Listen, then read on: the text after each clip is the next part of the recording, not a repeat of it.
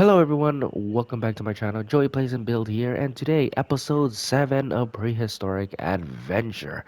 Now, yesterday, Frontier has announced the long-awaited DLC pack, and it is a hybrid pack which got a lot of mixed reactions towards the fans, including myself.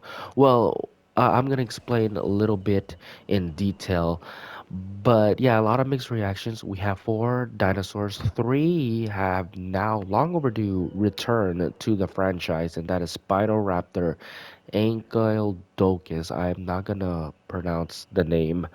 I'm not gonna even try anymore. And Stegoceratops has returned from the game. We also have a new dinosaur, Spinoceratops, which debuted in Camp Cretaceous, the show, and it's the adult form. So technically, it is a new species. We haven't seen this species in the show. We only see the baby version, not the adult version, which is pretty cool. But one thing I'm really excited about this pack is more bioluminescent skin, which means more nighttime enclosures. However, we can add the new DLC dinosaurs in this park, and we could add them in this little shade area. I added a Parasaurolophus lux just so I could test if it does work. And look at that, it glows on daytime. So this little shaded area here could be somewhat of a nocturnal exhibit, and we could put the Parasaurolophus lug, the Indoraptor, and the other bioluminescent hybrid dinosaurs in this shaded area here. So it's gonna be exciting stuff. I don't know when the episode of the habitat build's gonna be, because I don't know the layout, but yeah, today we're still gonna focus on the swamp. The last episode is the Apatosaurus Hotel Estate. And I have a request from Jacob the Exwaddle. And Jacob said, for the entrance of the exhibit, you could use two Alamosaurus skeletons forming an arch over the path with their necks. And I feel like that's a good idea. So let's see. This is the entrance, and we could go to our decorations. We have our Allosaurus waiting. Oh, I knew it. I knew that's gonna happen. So what we could do, we could just let's take away the path first, and we'll add our Alamosaurus before forming the path. I just saw it turn blue in a minute. Okay, right there, right? And then we could add another Alamosaurus right there. Kind of form like an archway, right? Let's try to connect the necks together. Boom. Okay, can the path go through the dinosaur? It can. Nice. And we could just form it. There you go. Let's smooth it a little bit. The landscape. And there it is. And then I could add, planters or whatever just to make it nice in my own spare time. And then yeah, I could add the one right here as well, right? Might as well. Up. Yep, that's a problem as well. Okay, let's take out the way the planters and the pathways, and we'll just add our sauropod. There you go. Put one there, and put one just connects. There you go. And then just add the path, and then just work our way down. Boom. Okay, nice. All right, so yeah, that is the last episode, the Apatosaurus exhibit. I added my entrance over here, and I felt like it is a good idea to add more entrance arrival point. My goodness, into your park. Right now, it's not even lagging. I feel like at this point, if I only add one entrance, the game would start to lag. But so far so good, it's running smoothly. Okay, now we're going back into the swamp, and we're gonna work this area today, and I want to make a two-in-one exhibit. So what I want is a Suchomimus and a Therizinosaurus.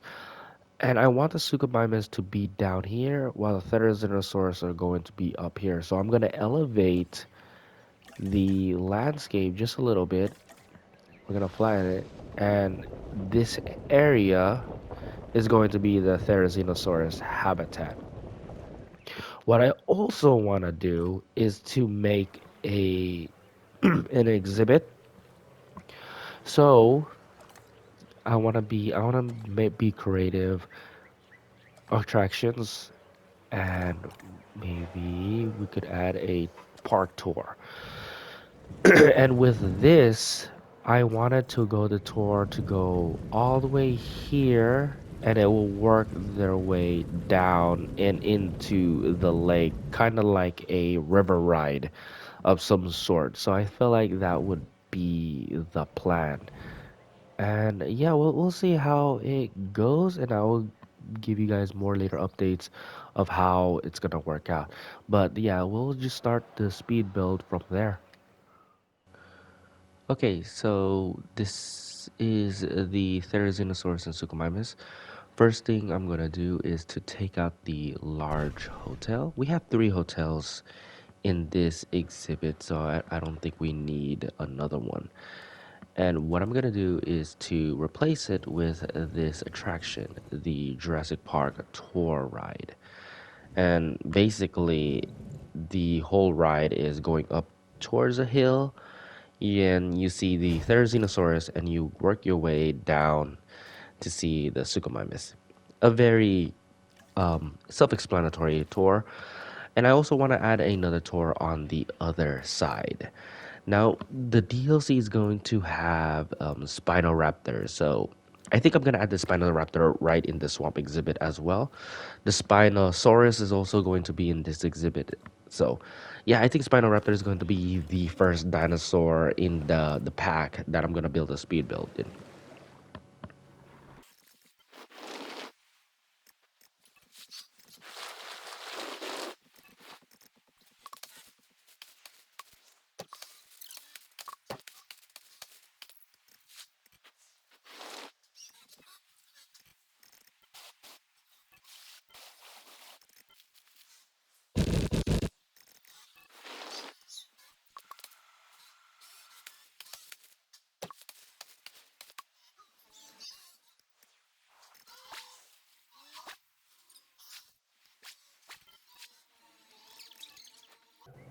Okay, and that is the layout. A lot of terraforming, a lot of rearranging, took out the water and the foliage just to add the tracks. Just remember, we cannot add tracks in the water, which is still a shame. But I want to think of it as a little boat ride or a river ride or somewhat. But yeah, this is going to be the layout for the exhibit, and we'll build the Therizinosaurus exhibit first, and then we'll build the Suchomimus after. Now I'm building the habitats for the Therizinosaurus and the Suchomimus. But I want to talk about the DLC that is coming up on the 13th, and how, this DLC is just came out of nowhere. We've been waiting for a DLC for a while. It's been since November, I believe, that we have the last DLC. So it has been long overdue. But unlike the other DLCs, Frontier usually give us a hint or something that would declare a upcoming DLC and get us hyped, right? Here, they didn't give us any hints at all. It's just like they just threw in this DLC. Okay, you guys are waiting for a DLC? Here you go. They just throw it at us without any hints whatsoever. And I don't know if I'm looking into this too much, but I felt like they're winding down the DLC, and maybe we have one more left, or this could be the last one. I hope not, though, but it's a DLC that nobody wanted, which is the hybrid pack. And I'm not as negative as a lot of people are, but yeah, ending the DLC with a hybrid is just felt overwhelming or underwhelming to me, at least. In my opinion, if you're gonna go out with a bang, it should be a gigantic, huge DLC. Now, for hybrids, I didn't really mind hybrids at all. I've been saying this so many times. This is not a dinosaur accurate game. This is a Jurassic World game, which in the franchise has already established that they have hybrids. So I don't really mind that. What I do mind though is the lack of new hybrids. The only new one technically is Spinoceratops, but we don't have any new hybrids that the developers can creatively, they have a creative minds can make. There's no hybrid flying reptiles or hybrid fly marine species, none of that. It's just the same three hybrids that were missing from the first game, plus Spinoceratops. And other than that, what makes the first hybrid pack from the first game so memorable, to me at least, is the campaign mode, the Doctor Wu campaign mode, which is one of my favorite campaign modes from the first game. I really like the story. It's not your typical, building a park and invest in money and visitors, all of that stuff. But it's a storyline where you follow the objectives, and it's quite entertaining. I really enjoyed it. And I think there was one point, I don't remember exactly, where you had to pit Indoraptor and Spinoraptor fighting, which is really, really fun. There's nothing in that in this DLC. There's no campaign, there's no Doctor Wu part 2 or whatever. They just throw in the dinosaurs and that's it. And from what I heard is there is no updates or any free decoration items, whatever, like they have done in the past. From what I believe, I read in Twitter, somebody commented, "Will there be anything other than the dinosaurs?" And Frontier, up, very very upsetting to me is just they did just respond saying the only update is some bugs and fixes and all of that stuff. So, in my clarification, that means that they're winding down and we might not get any other DLC. Yeah, it's a very, I'll say, sad part in the community right now because it is basically an end of the era for Jurassic World Evolution 2. However, it might not be the end because last week they posted a feedback post, which is something we don't necessarily see Frontier doing, is asking for feedbacks, what you guys want to see, any requested. And of course, this has a lot of comments compared to the recent comments that Frontier's been getting. People have been asking this and been asking that. And I think that is a case of a third installment coming around the corner, and they're getting feedback, some requests from fans alike to what they want to get added. Now, obviously, the biggest request is baby dinosaurs, and there's no way they're gonna add baby dinosaurs in this game, but we might going to see it in the third installment. What I'm what I'm gathering right now is that they're getting feedback on some requests that they can add in this game, and the rest of the feedback, they're probably going to add it in the third installment, which, in my belief, we are going to get at least one more DLC this year until the announcement for a third installment.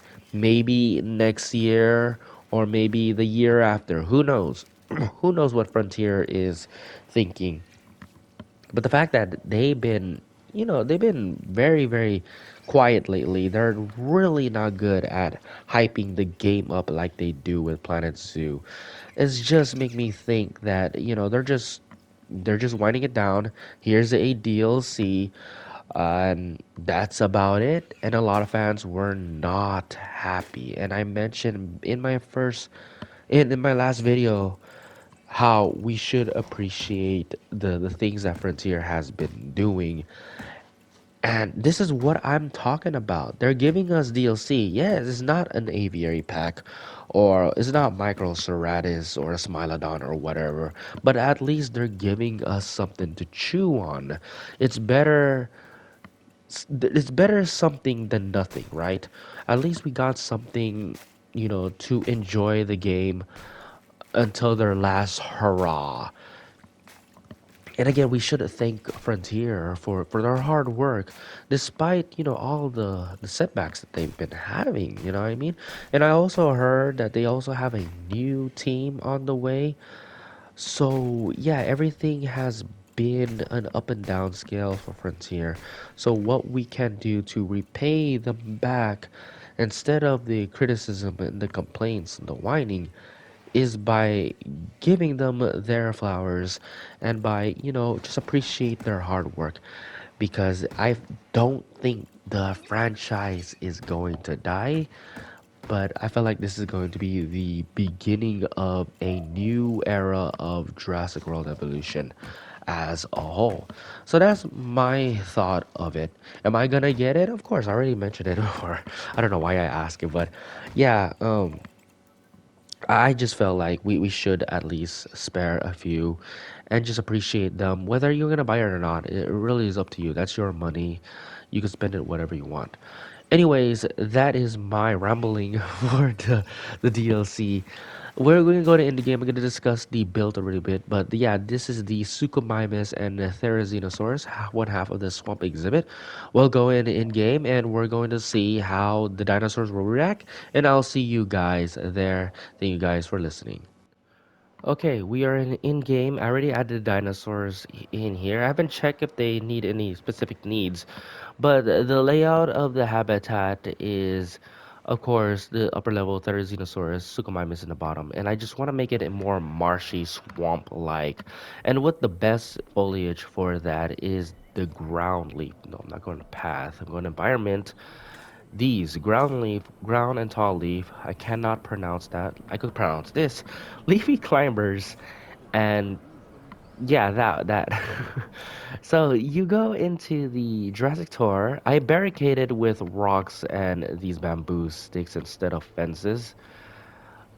I felt like they're more visually, they more nice to look at, and plus the view is not blocked by a huge heavy fence. So if we could ride the Jurassic World uh, tour, see, the view is easy to look at, and you could see the dinosaurs really clearly without a fence having by. Even the bamboos, you could actually watch it. How do you switch? Yeah, position right here. So you can see the Suchomimus.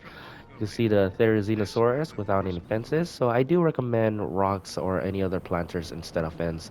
And it's a good barricade because the dinosaurs do not escape. Even with this big gap right here, the Therizinosaurs don't mind to escape.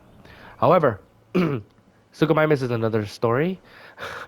I did add the invisible fence here because they do escape.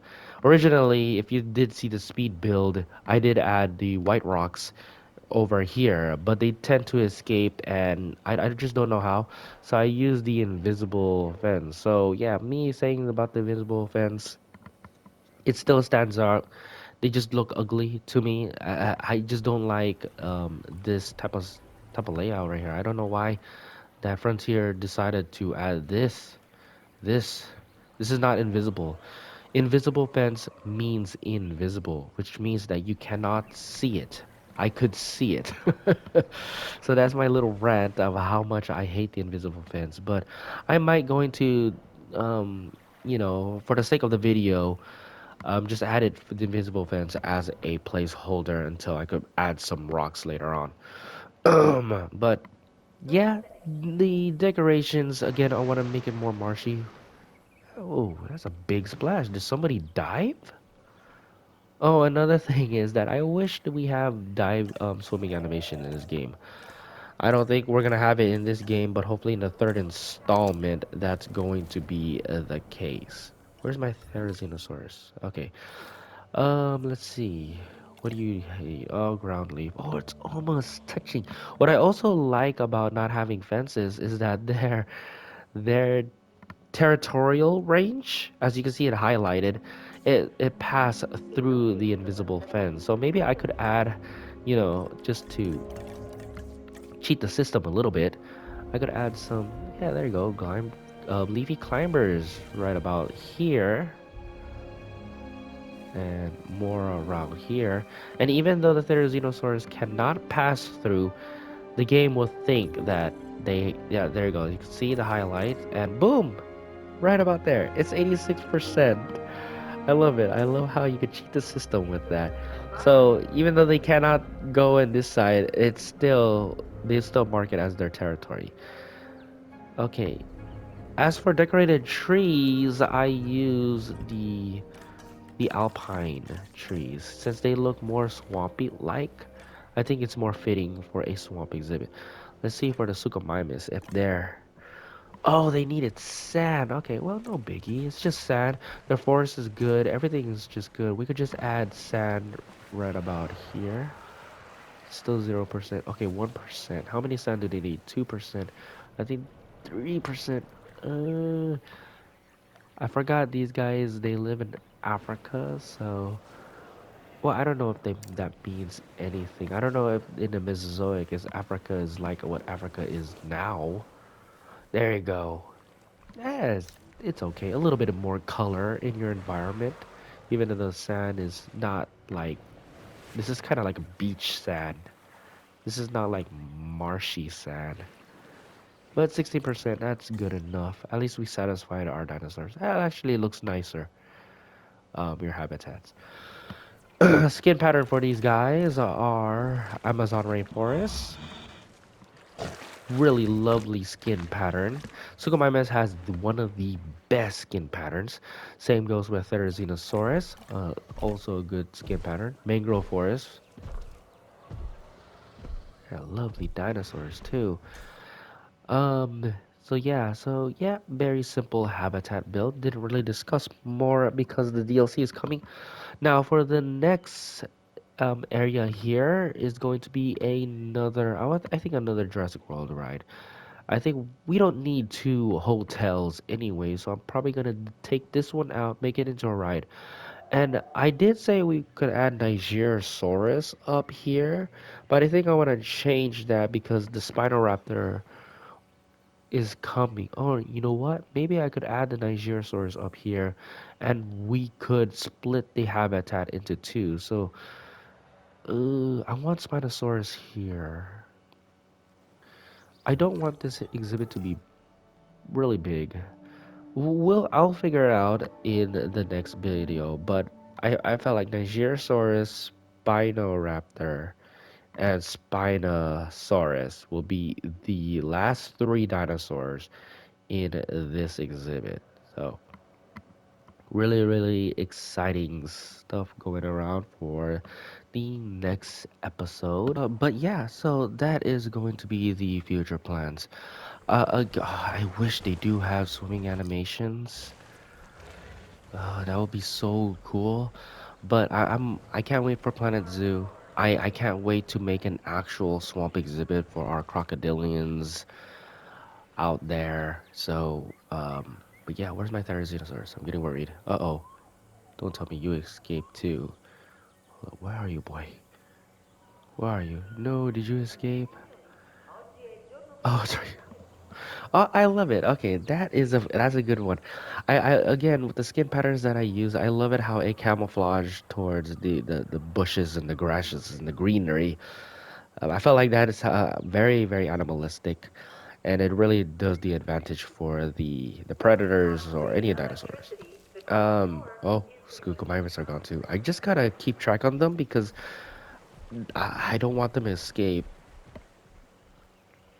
But yeah, let's just do a one more rundown with the habitat build. This is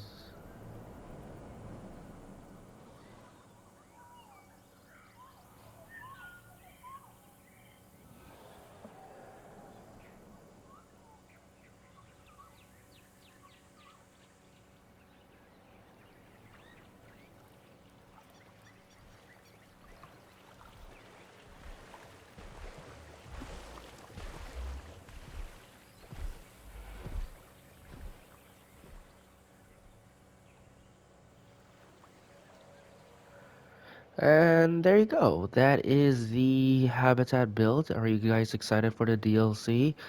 Are you gonna buy it? And do you think that's gonna be the last DLC and we might going to get a third DLC? Do you think a Jurassic World Evolution 3 is going to be a thing, let me know down in the comments. And oops, hold up.